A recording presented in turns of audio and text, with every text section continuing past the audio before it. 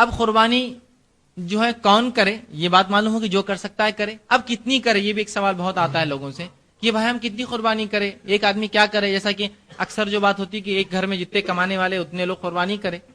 ٹھیک، بہرحال اصل مسئلہ کیا ہے تو یاد رکھ لیجئے، ایک گھر کی طرف سے اگر ایک قربانی بھی کر دی جائے، مطلب ایک حصہ، تو سب کی طرف سے کفایت کر جاتا ہے. ترمذی کی روایت ہے جس میں آپ صلی اللہ علیہ وسلم کی حدیث ہے. ابو ایوب انصاری اس حدیث کے راوی، انہوں نے فرمایا کہ اللہ کے رسول صلی اللہ علیہ وسلم کے زمانے میں، بلکہ واقعی یوں ہوا کہ وہ ایک مرتبہ گزرنے لگے اور تابعین تھے، کچھ تابعین کو دیکھا آپ نے، تابعین قربانی کرتے تھے تو کہا کہ تم جس طرح سے آج قربانی کرتے ہو،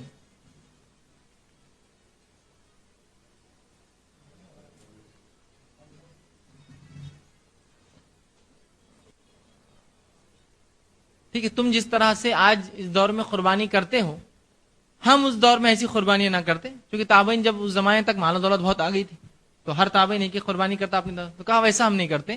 اللہ کے رسول صلی اللہ علیہ وسلم کے زمانے میں ہم اپنی طرف سے اور اپنی گھر والوں کی طرف سے ایک بکری ذبح کرتے. تو انہوں نے کہا کہ اب ایوب انصاری رضی اللہ عنہ فرماتے ہیں کہ ہم اللہ کے رسول صلی اللہ علیہ وسلم کے زمانے میں اپنی طرف سے اور اپنی گھر والوں کی طرف سے ایک بکری ذبح کرتے. تو کسی نے سوال کیا کہ اگر 80 لوگ بھی ہو خاندان میں، تو کہاں 80 لوگ بھی ہوتے تو ہم ایک ہی قربانی کرتے پورے گھر کی طرف سے. تو اصل مسئلہ یہ ہے کہ ایک گھر کی طرف سے ایک قربانی. ٹھیک، آپ کو اللہ نے استعداد دیا، آپ زیادہ کرنا چاہتے کیجئے. کہ تو اللہ کے رسول صلی اللہ علیہ وسلم نے ایک مرتبہ 100 اونٹ بھی ذبح کیے، مطلب 1000 حصے. ایک مرتبہ آپ نے عید پر 100 اونٹ بھی ذبح کیے، مطلب 1000 حصے ہوتے ہیں. ایک اونٹ میں چونکہ 10 حصے ہوتے ہیں، لیکن آپ نے ایک بھی وہ کیا، ایک بکرا بھی ذبح کیا آخر میں، جو کہ بہرحال انشاءاللہ تفصیلات آگے آئیں گی. تو اصل مقصد بتانے کا یہ ہے کہ ایک حصہ کفایت کر جائیں گا. ایک جانور، مطلب اگر مینڈی ہے، بکری ہے تو ایک جانور، اور اگر مینڈی اور بکری نہیں ہے تو ایک حصہ بھی بڑے جانور میں آپ اور آپ کے پورے گھر کی طرف سے کفایت کر جاتا ہے. یہ بات یاد رکھیے. اب بہت سی مرتبہ لوگ بولتے نہیں، ایک کمانے والے کے حساب سے ایک گھر کے مرد کے حساب سے ایک عورت، مطلب ایک گھر میں 10 لوگ ہیں تو 10 حصے، اور اتنی طاقت نہیں ہوتی تو آدمی بولتا پھر جانے دو یار، یہ چھوڑی دو، تو وہ قربانی نہیں کرتا. ایک گھر میں اگر ایک کمانے والا ہے تو وہ ایک حصہ پوروں کی طرف سے کفایت کر جاتا ہے. یاد رکھیے. اگر 2 کمانے والے ہیں، چونکہ دونوں کو اللہ نے استعداد دی ہے، دونوں کرے، اور اللہ نے دونوں کو اور استعداد دی ہے تو 2 حصے ڈالے. استعداد زیادہ دی ہے تو ایک اونٹ ذبح کرے، 10 اونٹ ذبح کرے، کس نے روکا ہے؟ لیکن ایک حصہ بھی کفایت کر جاتا ہے. ٹھیک. اب اکثر یہ ہوتا ہے کہ ہر شخص ایک حصہ ڈالے. ٹھیک ہے، قربانی یہ جانور بھی چلے. بہت سی بار لوگ غلط باتیں بتا دیتے ہیں. تو میں ہمیشہ کہتا ہوں کچھ لوگوں کا مقصد آپ کی قربانی نہیں ہوتا ہے. کچھ لوگوں کا مقصد آپ کی قربانی نہیں ہوتا ہے، بس اس کا چمڑا ان کو چاہیے. اب آپ کیسا بھی جانور لائے، بس جلدی ذبح کر کے چمڑا میرے پاس، میرا مقصد ہے. کچھ لوگوں کا مقصد قربانی نہیں ہے آپ کی، آپ کا چمڑے پہ صرف نظر ہے، تو آپ کو کچھ بھی کاٹنے لگائیں گے، کچھ بھی کرنے لگائیں گے، بس وہ چیز ہم کو مل جائے جو ہمارا کام ہے، وہ چمڑا لے لے. اس میں کوئی پرواہ نہیں آپ کی قربانی کیسی ہو رہی ہے، لنگڑا لولا سب کو جواب دیتے ہیں اور فتاوے بھی ایشو کر دیتے ہیں کہ بھائی یہ درست ہے. حتیٰ کہ ایک مرتبہ ایک آنکھ کا اندھا جانور ہے اور وہ کسی نے فتوا دیا درست ہے، فتوا بھی لے کر آیا بازار میں، درست ہے، اس لیے کہ پیدا ہوا تو آنکھ والا تھا، بولے بعد میں اندھا ہوا تو چلتا. سبحان اللہ. شریعت میں کہیں بھی حکم نہیں. ہاں یہ ہے آپ نے خریدا تھا تب اچھا تھا، لاتے وقت اندھا ہو گیا، گاڑی میں چڑھا ہے تو آنکھ لگ گئی، جانور نے جانور کو مار دیا، آنکھ پھوڑ دیا، تب درست ہے، تب لنگڑا بھی درست ہے، تب لولا بھی درست ہے، تب اندھا بھی درست ہے، تب کانا بھی درست ہے. کہ تو آپ نے خریدنے کے بعد نقص آیا، خریدتے وقت کوئی نقص جائز نہیں ہے. تو یاد رکھیے ایسے لوگوں سے اپنے آپ کو بچائیے. پہلی چیز تو آپ جو ہے اپنی طرف سے اور اپنے گھر والوں کی طرف سے ایک حصہ بھی ڈالے تو انشاءاللہ وہ کفایت کر جاتا ہے. لیکن اللہ نے استعداد دیے تو سب الگ الگ کریں. بہت دولت دی ہے تو 7 حصے ایک جانور پورا لے لے، 10 جانور ذبح کریں. لیکن اگر ایک بکری بھی آپ ذبح کرتے اپنے اور اپنے گھر والوں کی طرف سے، وہ کفایت کر جائیں گے انشاءاللہ. ٹھیک. اب آئیے اسی طرح جو ہے قربانی کی بہرحال حکمت اور فضیلت کیا رہی ہوں گی، تو میں نے وہ چیز تو آپ کے سامنے بیان کر دی کہ حکمت یہ ہے کہ مومن قربانی کا جذبہ سیکھے، اللہ کی راہ میں قربان کرے اپنا وقت، اپنی جان، اپنا مال، تمام چیزیں. ٹھیک. اور اللہ کو نہ قربانی کا مال پہنچتا ہے، نہ اس کا جو ہے خون پہنچتا ہے، نہ اس کا گوشت پہنچتا ہے، بلکہ ہمارا تقوی اللہ کو پہنچتا ہے، جس ڈر کے ساتھ اللہ کی قربانی کافی ہے. سب گھر والوں سے بولا 1 ہنڈیا میں کھانا پکڑا، ایک بندہ کمانے والا، اب اس کے نیچے جتنے لوگ ہیں، اس کے بھائی ہیں، چھوٹے بہنیں ہیں، باپ ہے، باپ کمانے والا، نیچے نسل ہے، اولاد ہے، ان سب کی طرف سے ایک قربانی کافی ہے. لیکن بھائی ہے، ہر بھائی کماتا ہے، ہر بھائی صاحب استطاعت ہے، روزگار پر ہے، طاقت والا ہے تو پھر بہتر ہے کہ ہر آدمی جس کے پاس استطاعت ہے وہ اللہ کے لیے قربانی کرے۔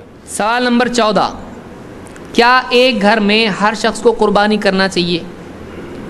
یعنی ایک گھر میں کئی لوگ ہیں، باپ کماتا، بیٹا کماتا، پوتا کماتا، اور بعض اوقات گھر میں خواتین بھی ہوتی ہیں، ٹیچر ہے، ڈاکٹر ہے، لیڈیز کی ڈاکٹر ہے، تو وہ بھی کماتے ہیں، تو کیا ہر ایک پر یعنی اس کے مال و دولت کی وجہ سے قربانی لازم ہے؟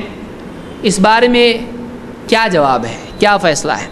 اگر سب کے سب ایک خاندان شمار ہوتے ہیں، ایک ساتھ رہتے ہیں، ایک ہی گھر میں کھاتے پیتے ہیں، ایک ساتھ سب کا معاملہ ہے، وہ ایک فیملی اگر کاؤنٹ ہوتی ہے تو چاہے ہر ممبر کمانے والا ہو، بڑا جب قربانی کرے گا چھوٹوں کی طرف سے ادا ہو جائے گی۔